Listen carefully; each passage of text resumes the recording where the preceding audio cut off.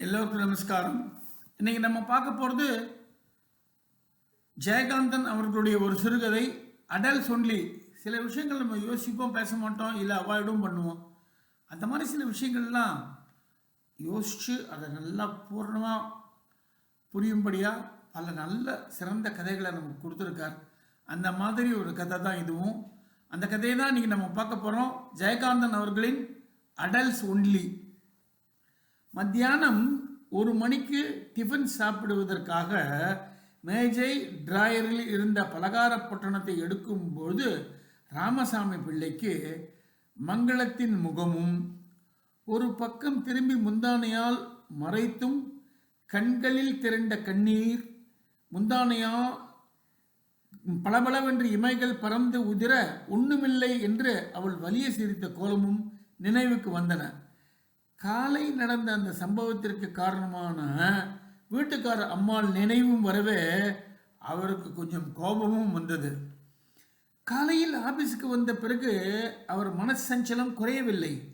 வாழ்க்கையில் தான் பல தவறுகள் செய்துவிட்டு பலரின் வாழ்க்கையை கெடுத்து விட்டதாகவும் கெடுத்து கொண்டு இருப்பதாகவும் தோன்றி மனசாட்சி உறுத்தலினால் ஆபீஸ் வேலையில் 2 தவறுகள் செய்து மேனேஜரின் சிடுசிடுப்பையும் வாங்கி கட்டி கொண்டு சோர்ந்து போயிருந்தார். அவர்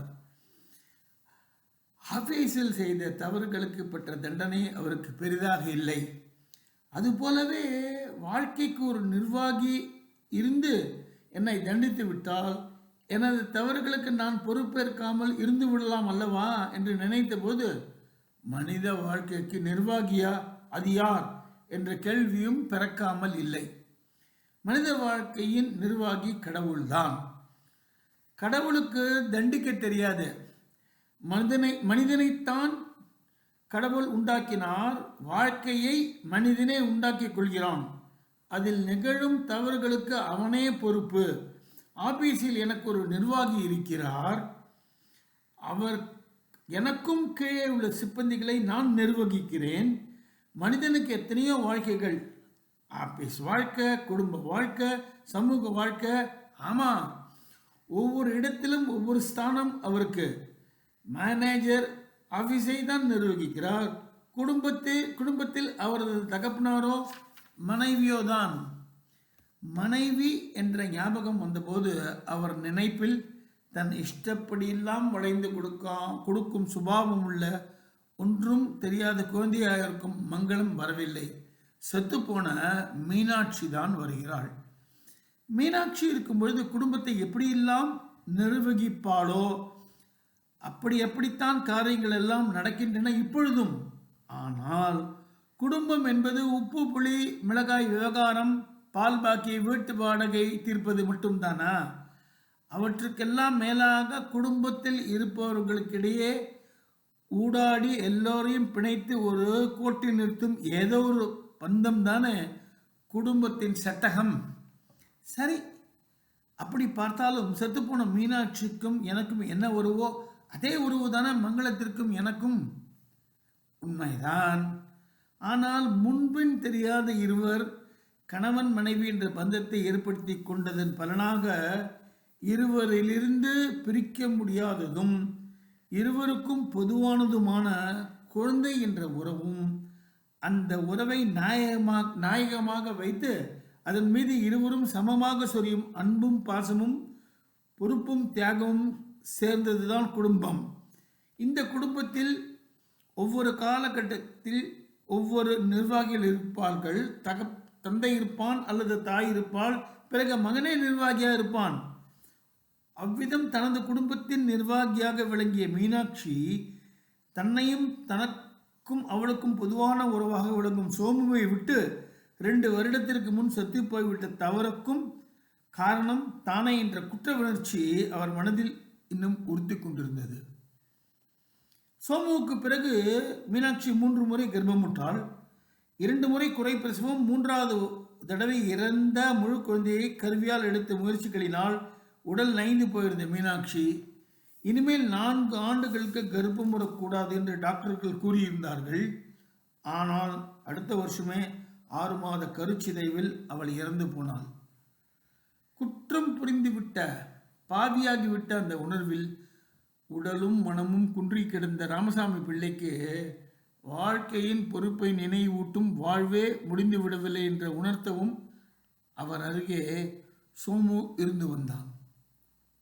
அப்பொழுதெல்லாம் அவரை சந்தித்த எல்லா நண்பர்களும் தெரிந்தவர்களும் அவர் மறு கல்யாணம் செய்து கொள்ளாமல் இருப்பதே ஒரு குற்றம் என்பது போல பேச தலைப்பட்டார்கள். எல்லோரையும் விட அவர் குடியிருக்கும் வீட்டுக்கார அம்மாள் 20 வருஷம் அவரோடும் அதற்கு முன் எத்தனையோ வருஷம் அவரது பெற்றோரோடும் நெருங்கி பழகிய உரிமையுடன் ராமசாமி பிள்ளையை ஒரு கல்யாணம் செய்து கொள்ளும்படி வற்புறுத்தி தானே பெண் பார்த்து நிச்சயித்து விட்ட பின் ஊரார் சொல்வதற்கொப்ப பையனை வளர்க்க பையன் படிப்பு கெடாமல் இருக்க என்பதையெல்லாம் ஒரு பேச்சுக்கு என்று எடுத்துக்கொள்ளாமல் அவற்றிற்காகவே மங்களத்தை கல்யாணம் பண்ணி கொண்டார் ராமசாமி பிள்ளை. அன்று இரவே மங்களத்தின் பிராயத்தையும் அவள் அழகையும் கண்ட ராமசாமி பிள்ளை வாழ்க்கையில் தான் மற்றொரு பாவத்தை புரிந்து விட்டதாக எண்ணி துடித்தார். ஆனால் மங்களமோ 25 வயது வரை கல்யாணமாகாமல் வாழ்வையே பிறந்த வீட்டின் இருளில் கைத்து விடுவோமோ என்ற அச்சத்தில் மூழ்கி கிடந்த ஏழை பெண்ணானதால் ராமசாமி பிள்ளை தன்னை வாழ்விக்க வந்த கந்தர்வ காதலன் என்று எண்ணி தன்னை இதயபூர்வமாக அவர் பாதத்தில் சமர்ப்பித்து கொண்ட பின் ராமசாமி பிள்ளை தன்னை உணர ஆரம்பித்தார். அந்த கல்யாண சந்தடியில் நிறைந்த உறவினர்களில் ஒருவனாக சோமு கலந்து போனதால் ராமசாமி பிள்ளை மீனாட்சி மறைவுக்கு பிறகு சோமுவை பிரிந்திருந்த அந்த முதல் இரவிலேயே தன் நிலையை மங்களத்திடம் விளக்கமாக சொன்னார். நான் இந்த கல்யாணம் பண்ணிக்கிட்டது எனக்காக இல்லை என்று ஏதோ சொல்ல வந்த அவரிடம் குறுக்கிட்டு தலை குனிந்து நின்று சந்தோஷ மிகுதியால் சொன்னால் மங்களம், எனக்கு தெரியும் இந்த கல்யாணம் நடந்தது எனக்காகத்தான். வீணாக போய்கொண்டிருந்த என் வாழ்க்கைக்கு ஒரு அர்த்தம் இருக்கும்னு நான் தெரிஞ்சுக்கிறதுக்காக என்று அவள் குரல் உணர்ச்சி மிகுதியால் கரகரத்தது. நீ அப்படி நினைக்கிறதுல எனக்கு சந்தோஷம்தான். ஆனால் நான் வாழறதும் கல்யாணம் பண்ணிக்கிட்டதும் சோமு உத்தேசித்து தான். எனக்கு ஒரு பொண்டாட்டி தேவைங்கிறத விட சோமுக்கு ஒரு அம்மா தேவைங்கிறது தான் முக்கியம். நான் இப்போ சொல்கிறது உனக்கு புரியுறதா? என்ன இப்போ அவன் 2 கட்டான், பட்டணத்து வீட்டு வசதியும் அப்படி தான்.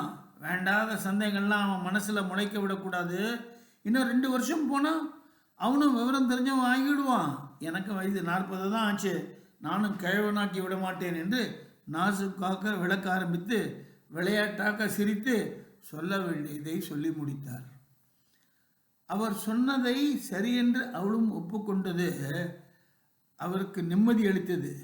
என்றாலும் தான் ஏதோ தவறு செய்கிறோம், அந்த தவறை சமத்காரமாக செய்கிறோம் என்றே உள்ளூர தோன்றியது அவருக்கு. எப்படி இருப்பினும் சோமுக்கு அவளை அம்மாவாக்குவதற்காக அன்று அவர் அவளை மனைவியாக்கி கொண்டார். இப்பொழுது ராமசாமி பிள்ளையின் மனைவியாக மங்களம் வந்து குடும்பம் நடத்த ஆரம்பித்து 2 மாதங்கள் ஆகின்றன. 2 மாத காலமாக மங்களம் ராமசாமி பிள்ளைக்கும் சோமுவுக்கும் வேளைக்கு சமைத்து போட்டு வீட்டை பார்த்து கொள்ளும் சம்பளமில்லாத வேலைக்காரியாகத்தான் வாழ்ந்து வருகிறாள். எனினும் அவள் முகத்தில் ஒரு மலர்ச்சியும் பேச்சில் ஒரு குதூகலமும் தான் தென்படுகிறது. மனசில் எப்படியோ. அதை எண்ணி பயந்த ராமசாமி தனிமையில் அவளை நெருங்கி பேசவும் மனமின்றி விலகி போகிறார். ஆபீஸிலிருந்து வந்ததும் சோமுடன் உலாவ போவார். பிறகு அவனுக்கு பாடம் சொல்லி கொடுப்பார். அவனோடு உட்கார்ந்து சாப்பிடுவார்.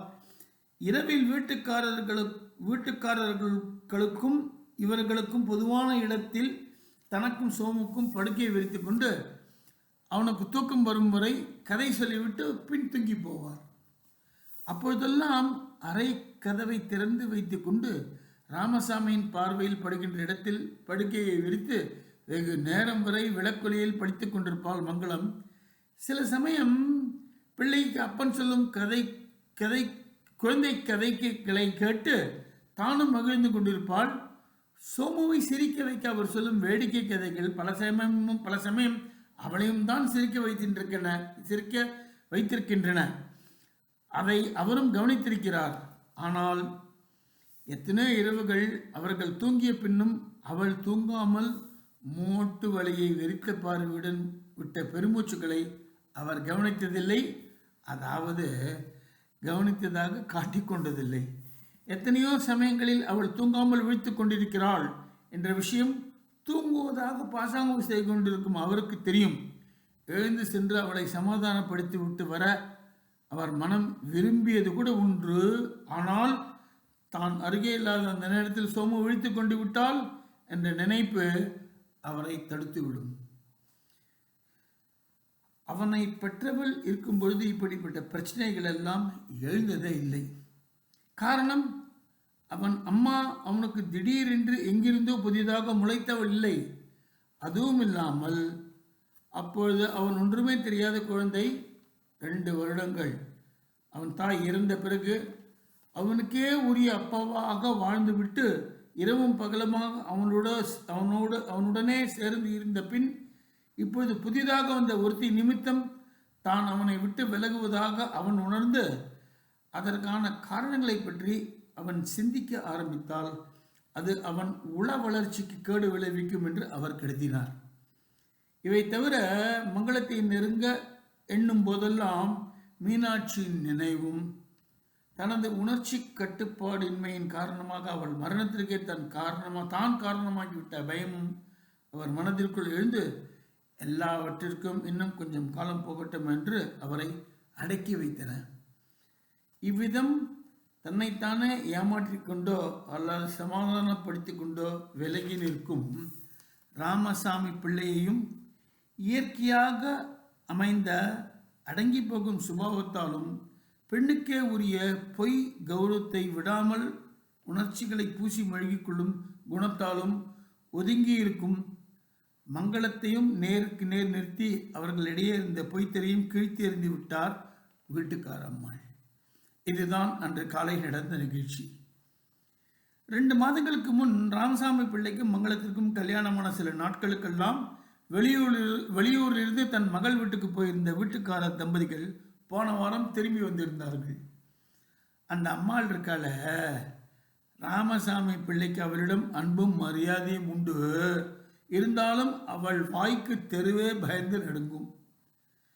அதை நினைத்து அவளிடம் அவருக்கு வெறுப்பும் உண்டு. தன் மனதிற்கு சரி என்று பட்டதை எங்கே பேசுகிறோம், யாரிடம் பேசுகிறோம், இங்கே இந்த வார்த்தைகளை உபயோகிக்கலாமா என்றெல்லாம் யோசிக்கும் பழக்கமே கிடையாது அந்த அம்மாளுக்கு. வீட்டுக்கு வர அம்மாள் புருஷனும் அவள் கைக்குள் அடக்கம். அவளது ஆளுகைக்கு உட்பட்ட முதல் பிரஜை அவர். கிராமத்திலிருந்து வரும் நெல்லும் பட்டணத்தில் உள்ள இந்த வீடும் அவர்கள் வாழ்க்கைக்கு போதுமானதாக இருந்ததால் கல்யாண காலத்திலிருந்து அவள் புருஷன் ஒழுங்காக வகித்து வரும் ஒரே உத்தியோகம் அவளுக்கு புருஷனாக இருப்பது தான். சொத்துக்கள் 2மே அவளுடையது என்றால் அவர் நிலைமையும் இப்படியும் அவள் தோரணை அப்படியுமாக இருப்பதில் என்ன ஆச்சரியம்? எனினும் அவளுக்கு புருஷன் மீது உயிர். ராமசாமி பிள்ளை சிறு வயதிலிருந்தே அவர்களை அறிந்தவர்தான். அவர் அறிந்தவரை அவர்கள் இருவரும் ஒருவரை ஒருவர் ஒரு நாள் கூட பிரிந்ததில்லை. அவ்வளவு அந்யோன்யம். வீட்டுக்கார அம்மாள் ஊரிலிருந்து வந்த இந்த ஒரு வார காலமாய் மங்களத்தை கவனித்து வந்திருக்கிறாள்.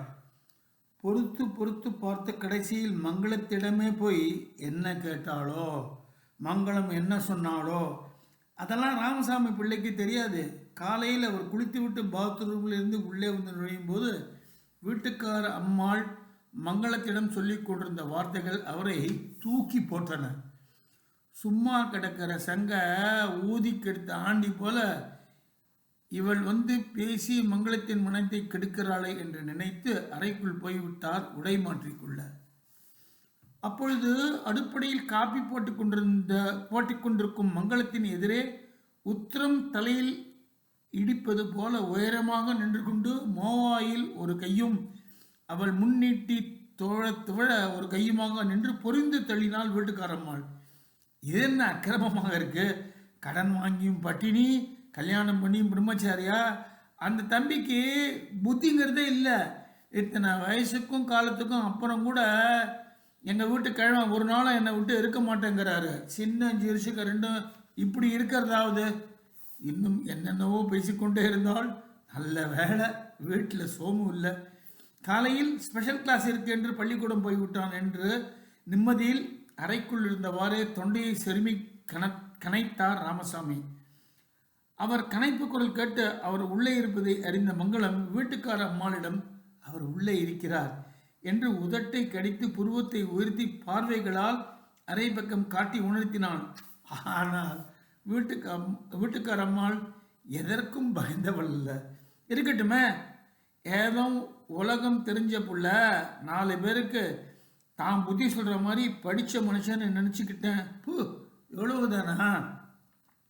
அது இல்லை பாட்டி, பையன் என்று மெதுவாக என்னமோ சொல்ல வந்தால் மங்களம், பூலோகத்தில் இல்லாத புள்ள வளர்ப்பு தான். உலகத்தில் யாருமே முதல் தாரத்து பிள்ளை வச்சுக்கிட்டு 2ஆவது தாரம் கட்டிக்கிட்டு தாரமாக வாழவே இல்லை. இது என்னடி அதிசயம்? பிள்ளைங்களுக்கு இலை மறைவு காய் மறைவா எல்லாத்தையும் புரிய வைக்கணும்.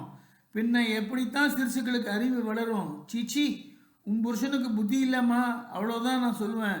இப்படின்னு தெரிஞ்சால் இந்த வீட்டுக்கு ஒரு சமையக்காரியே பார்த்து வச்சிருப்பேனே என்று வீட்டுக்கார அம்மாள் அழுத்து கொண்டிருக்கும் போது அறைக்குள் இருந்து வெளியே வந்த ராமசாமி சற்று கோபத்துடன் கேட்டாள், ஏம்மா, இப்படி சொல்லி காட்டுறதுக்காகத்தான் கல்யாணம் பண்ணிக்க சொல்லி என் உயிர் எடுத்தீங்களா? சேச்ச, இப்படிலாம் அவமானப்படணும் தெரிஞ்சிருந்தா கல்யாணம் செஞ்சிருக்க மாட்டேன் என்று அழுகை வருவது போல சொன்னார் ராமசாமி.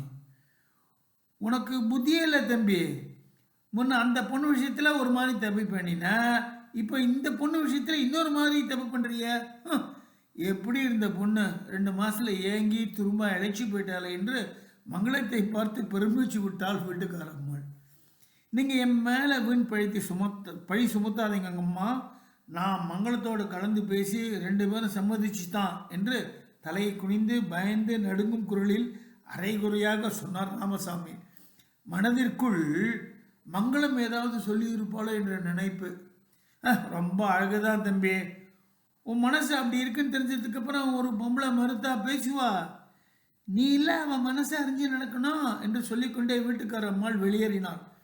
மங்களம் தன்னை பற்றி ஏதோ அவளிடம் குறை சொல்லியிருக்கிறாள் என்று எண்ணிய ராமசாமி பதறிப்போய் மங்களத்திடம் கேட்டார், மங்களம், உனக்கு என்ன குறை? என்னாலே உனக்கு என்ன கஷ்டம் என்று தான் கேட்கும் அந்த குரலிலேயே பதில் இருப்பது போல தெரிந்தது அவருக்கு. அவள் மௌனமாக தலை குனிந்திருந்தாள். பிறகு மெல்ல தலை நிமிர்ந்து அவரை பார்த்தாள். சொல்லு மங்களம், உனக்கு நான் என்ன தப்பு செய்கிறேன்?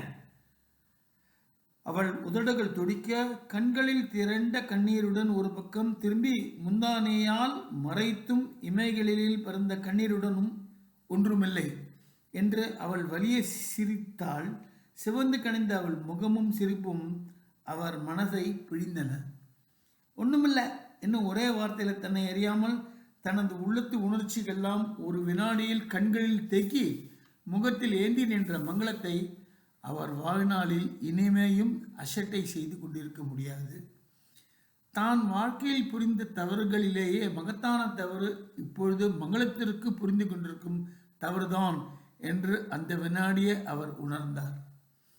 காலையில் நடந்த இந்த நிகழ்ச்சிக்கு பிறகு அவர் மிகவும் குழம்பி போயிருந்தார். இதை தவிர்ப்பதற்கு அவர் விரும்பினார். மகனின் மீது அவர் கொண்டிருந்த பாசம் இதற்கு தடையாய் இருப்பது அவர் நிலையில் இருந்து பார்ப்பவருக்கு புரியும். கையில் இருந்த டிஃபன் பொட்டலத்தை பிரிக்காமல் நினைவுகளில் குழப்பத்தில் நிலை கொண்டிருந்த ராமசாமி பிள்ளைக்கு திடீரென்று ஒரு நினைவு தோன்றியது. இன்னைக்கு சனிக்கிழமை அவருக்கு ஆஃபீஸ் அரை நாள் தான் என்பது ஒரு சம்பிரதாயம். ஆஃபீஸ் என்பது மேனேஜர் என்று கொண்டால் அது சரியும் கூட. ஆனால் மற்றவர்கள் அனைவரும் வழக்கம் போல மாலை 6 மணி வரை ஆஃபீஸில் இருந்து வேலை செய்வார்கள். சினிமா மோகம் பிடித்த சில இளைஞர்கள் கையிலே பைல்களை தூக்கி கொண்டு போவார்கள். பேண்ட்னி ஷோ பார்த்துவிட்டு வீட்டுக்கு போய் வேலை செய்வதற்கு, வீட்டை விட வேலை செய்வதற்கு வசதியான ஆபீஸே என்று உணர்ந்த குடும்பஸ்தர்கள் ஆபீஸில் அடைந்து கிடப்பதை நிம்மதியாக கருதுவார்கள். இன்று சனிக்கிழமை என்ற நினைவுடன் சோமுவும் ஸ்பெஷல் கிளாஸ் என்று பள்ளிக்கூடம் போயிருக்கிறான் என்ற ஞாபகம் வரவே ராமசாமி பிள்ளை கைப்பையில் பொட்டணத்தை திணித்து வைத்துக்கொண்டு மேஜை டிராயரை இழுத்து பூட்டி விட்டு புறப்பட ஆயத்தமானார். அவர் ஆபீஸிலிருந்து வெளியே வரும்போது எதிரே வந்த சக ஊழியர் ரமணி ஐயர் புகையிலே அடக்கிய வாயோடு, என்ன ஓய் மேட்னி ஷோவா என்று கண்களை சிமிட்டி கொண்டு கேலி பண்ணினார். சேச்சே, நான் எந்த காலத்தில் ஐயா சினிமாவுக்கு போனேன், டாக்டர் வீட்டுக்கு போகணும் என்று உளறி விட்டு வேகமாக நடந்தார் பஸ் ஸ்டாண்டை நோக்கி. வீதி முனையில் இருந்த பூக்கடையில் 2 முழம் மல்லிகை சரம் வாங்கும்போது தனது ஆபீஸை சேர்ந்த யாராவது வந்துவிடப் போகிறார்கள் என்ற உணர்வில் வெட்கமும் பயமும் அவர் பிடரியில் குறுகுறுக்க தலையை குனிந்து கொண்டார். ராமசாமி பிள்ளை பயந்து பயந்து வீட்டிற்குள் வந்து நுழைந்த பொழுது அவர் எதிர்பாராத விதமாக சோமு இருந்தான். தலையில் அட்லாஸையும் டிராயிங் நோட்டையும் பரப்பி வைத்துக்கொண்டு தேசப்படம் வரைந்து கொண்டிருந்த சோமுவின் மத்தியான நேரத்தில் வீட்டுக்கு வந்திருந்த தந்தையை வியப்புடன் தலையை நிமிர்ந்தி பார்த்தான். என்னப்பா இன்னைக்கு இவ்வளோ சீக்கிரம் வந்துட்ட என்ற குரல் கேட்டு உள்ளே இருந்த மங்களம் ஓடி வந்து பார்த்தாள். என்ன உடம்புக்கு தலைவலியா என்று கேட்டுக்கொண்டே அவர் கையில் இருந்த பையை வாங்க வந்தால் மங்களத்திடம் பையை தருவதா வேண்டாமா என்று யோசித்து அவர் தயங்கியதற்கு காரணம் என்றுமில்லாத வழக்கமாய் அதனுள் பூ பொட்டலம் ஒன்று இருப்பதுதான். ஒன்றுமில்லை, ஆஃபீஸில் எல்லாரும் சனிக்கிழமை வீட்டுக்கு போனதுக்கப்புறம் எனக்கு தனியாக இருக்க முடியல, பையில தூக்கிட்டு வந்துட்டேன். அது சரி, ஸ்பெஷல் கிளாஸ் இருக்குன்னு அரை நாள் தானா என்று ரொம்ப சாதாரணமாக மகனை விசாரித்தார் ராமசாமி. ஆமாம், மத்தியானத்துக்கு மேலே எங்கள் கிளாஸ் பசங்களை சினிமாவுக்கு அழிச்சிட்டு போடுற வாத்தியார். நீ ஏன் போகலை? நான் பணம் கொடுக்கல, அதனால போகலை. ஏன் என்கிட்ட கேட்கல நீ என்று சொல்லிக்கொண்டே சட்டை கேட்டும்போதே அவன் சொன்ன பதில் அவருக்கு ரொம்பவும் பெருமையாக இருந்தது. உனக்கு 100 ரூபாய் தானேப்பா சம்பளம், இதில் சினிமாவுக்கும் ட்ராமாவுக்கும் நான் எப்படி பணம் கேட்டு தொந்தரவு பண்ண வேணும்னு தான் நான் கேட்கல. பாதி கழட்டிய சட்டையை அப்படியே விட்டு அவன் அருகே வந்து உட்கார்ந்து அவனை அணைத்து கொண்டார் ராமசாமி. அட, நான் பெத்த மகனே, என் கஷ்டத்தை பற்றி நீ ஏன்டா நினைக்கிற? எனக்கு 100 ரூபாய் தான் சம்பளம்னு யார் சொன்னா? 150 ரூபாடா. அப்படியே இருந்தாலும் பள்ளிக்கூடத்து பிள்ளைகள்லாம் போகிற சினிமாவுக்கு இல்லைன்னு நான் சொல்லிவிடுவேன். அப்படி நான் இல்லைன்னு சொன்னால் சரிதான் இருந்துடணும். அதுக்காக நீ என்ன கேட்க வேண்டாமா என்று ஏதோ சொல்லும்போதே அவர் கண்கள் கலங்கி இருந்தன. தூரத்தில் நின்று அவர்களை கவனித்த மங்களம் கூட அந்த உணர்ச்சிகளை அனுபவித்தாள். சரி, உனக்கு எவ்வளோ வேணும் என்று கேட்டார் ராமசாமி. 1 ரூபாய். இப்போ தரவா என்று பையிலிருந்து ஒற்றை தாளை எடுத்து நீட்டியவாறே கேட்டார். ரூபாய் கையில் வாங்கி கொண்ட சோமு ஒரு வினடை யோசித்து, இப்போ எல்லாரும் போயிருப்பாங்களே என்று முனகி கொண்டான். பிறகு மெல்ல அப்பா அப்பா என்று அவர் கையை பிடித்தான். என்னடா, இதை நான் எடுத்துக்குவா? உனக்கு தானடா கொடுத்தேன். சரி, நீ தான் சினிமாவுக்கு போக போகிறதில்ல, 1 ரூபாய் என்ன பண்ண போகிற? நான் தனியாக போயிட்டு வரேன். இங்கே பக்கத்தில் இங்கிலீஷ் தியேட்டர் இருக்குது, அதில் ஒரு சண்டை படமாம்பா, சிங்கம் புரியலாம் வருதான் என்று அனுமதிக்காக கெஞ்சினான் சோமு. சரி போ என்று சொன்னதும் சோமுக்கு சந்தோஷம் தாங்கவில்லை. புத்தகங்களை அடுக்கி கொண்டு உள்ளே வந்து வைத்துவிட்டு உடை மாற்றிக்கொண்டு புறப்பட்டான். அவன் தெரு வாசப்படி இறங்கும் முறை ஜாக்கிரதையாக போய்விட்டு வரணும், வேற எங்கேயும் போயிடாது என்று குரல் கொடுத்தார் ராமசாமி. அவர் திரும்பி வந்து அறைக்குள் நுழையும் போது மங்களம் அவரது கைப்பையில் இருந்த பூப்பொட்டத்தையும் பலகார பொட்டத்தையும் எடுத்து மேஜை மீது வைத்து கொண்டிருந்தாள். பூப்பொட்டலத்தை கண்டு அவள் உணர்ச்சிகளில் ஏற்பட்ட மலர்ச்சியை மறைத்து கொண்டு, ஏன் பலகாரத்தை சாப்பிடாமல் கொண்டு வந்தீங்க என்று கேட்டாள். பசிக்கலை என்று சுருக்கமாக பதில் சொன்னார் ராமசாமி. சரி, 4 மணிக்கு நல்ல டிஃபன் பண்ணித்தரேன், உங்களுக்கு என்ன பிடிக்கும் என்று கேட்டவாறே மேஜையில் இருந்த மல்லிகை சரத்தில் பாதியை எடுத்து தலையில் சூட்டி கொண்டாள். தான் பூ வாங்கி கொண்டு வந்ததையும் பையனை சினிமாவுக்கு அனுப்பிவிட்டு அவளோடு தனிமையில் இருப்பதையும் தான் பூ வாங்கி கொண்டு வந்ததன் அர்த்தத்தையும் புரிந்து கொண்டவளே போல இந்த நேரத்திலேயே அதை சூட்டி கொண்டு அவள் தன்னிடம் புதுவிதமாய் சரள சுபாவமாய் பேசுவதையும் எண்ணி ஒரு இளம் வாலிபனுக்குரிய வெட்க உணர்ச்சியுடன் அவள் முகத்தை பார்க்க முடியாதவனாய் வேறெங்கேயோ பார்த்தவாறு உட்கார்ந்திருந்தார் அவர்.